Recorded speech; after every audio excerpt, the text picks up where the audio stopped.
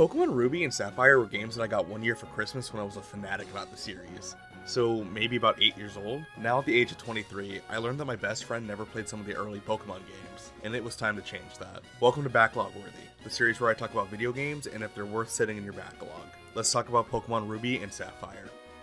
Pokemon Ruby and Sapphire still follows the basic gameplay as those before and after it. Thankfully, there's a gimmick in this game. This time around, Gen 3 introduced double battles. The unfortunate thing is that you don't really encounter these too much.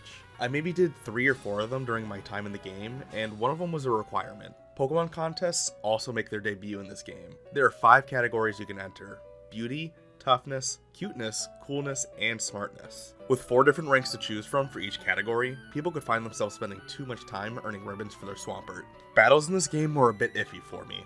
Like, there was never a point where I really found it too challenging to the point where I felt like I had to grind levels. It was only when I started to face the Elite Four that I found myself in some trouble. I felt like there was one hell of a level jump that I was not ready for in the slightest. Honestly, it was a really frustrating experience. Many more hours were added onto my playthrough due to this, and I cussed quite a bit every time I would restart the E4 from the beginning. The story is pretty much the same across most Pokemon games, but if you haven't played one before, this is for you. Imagine this. You're a 10-year-old kid ready to go into the real world all by yourself. Your parents agreed to this somehow. After making your selection between Torchic, Trico, and Mudkip, it's your task to save Professor Birch. Once you complete that, all parental supervision is off the table, and you're ready to explore the entire Hoenn region by yourself. On your journey, you fight evil gangs and not-so-evil gym leaders to pave your path to the champion. There's a lot to discover in the Hoenn region, such as secret bases and the not-so-secret language of Braille. Whether you enjoy going through the sands of a desert or splashing in the waves of an ocean, Hoenn has it all.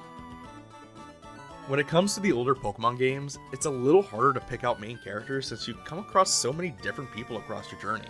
Brendan and May are both the protagonist and the rival, and it all depends on who you play as. There's really no difference between them besides gender and the fact that Brendan talks less than May as a rival and where you start the game at. Team Magma and Aqua are the evil teams you'll be thwarting constantly on your adventure throughout the Hoenn region. You go up against Team Magma and Ruby and Team Aqua and Sapphire, and the only thing that's different between them is their motives. With Team Magma wanting to dry up the earth and expand the land with Groudon, and Team Aqua wanting to do the opposite with Kyogre, you'll most likely have your hands full during your playthrough. Wally is the second rival you'll encounter in the Pokemon Ruby and Sapphire. He is a sickly kid who lives in Petalburg City, which just happens to be the same city where your father's gym is. After being forced to help him catch a waltz, you'll find him here and there throughout Hoenn. Steven Stone is the Hoenn champion, son of the president of the Devon Corporation, and someone who aids the player through their journey. He also likes rocks.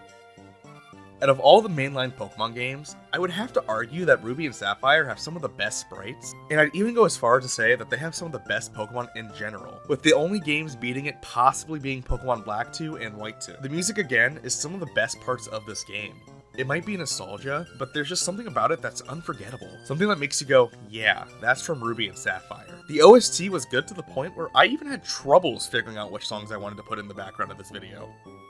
Whether this is your first Pokemon game or your 10th, Pokemon Ruby and Sapphire has aspects that everybody can enjoy. I recently played these games again with my best friend, and I can easily say it was as fun now as it was when I was 8. Now that I'm done playing it, maybe it's your turn to share this game with somebody.